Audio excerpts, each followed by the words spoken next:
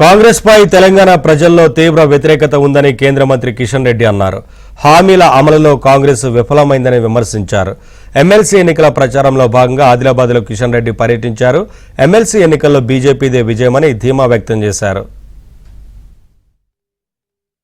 ఆదిలాబాద్ జిల్లా యావత్ తెలంగాణ రాష్ట్రానికి తెలంగాణ ప్రజలకు రానున్న రోజుల్లో దిక్సూచిగా మారబోతుందనే విషయము ఏమాత్రం ఇందులో అనుమానం లేదు. 7న జరుగుతున్నటువంటి ఈ యొక్క ఎమ్మెల్సీ ఎన్నికల్లో కూడా 2 టీచర్ స్థానాలు ఎన్నికలు జరుగుతున్నాయి. ఒకటి గ్రాడ్యుయేట్ స్థానం.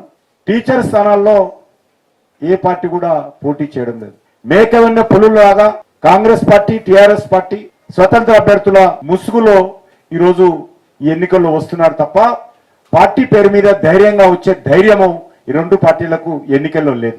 ఎందుకంటే టిఆర్ఎస్ పార్టీ అధికారంలో ఉన్నప్పుడు కానీ కాంగ్రెస్ అధికారంలోకి వచ్చినటువంటి 14 నెలలలో కానీ అన్ని రకాలుగా ఉద్యోగస్తుల విషయంలో, ఉపాధ్యాయుల విషయంలో, నిరుద్యోగుల విషయంలో, పట్టభద్రుల విషయంలో, తెలంగాణ అభివృద్ధి విషయంలో ఇచ్చినటువంటి గ్యారంటీల విషయంలో ఈ 2 పార్టీలు కూడా మోసం చేశాయి. కాబట్టి నేరుగా ఆ పార్టీలు పోటీ చేసేటువంటి ధైర్యం లేదు.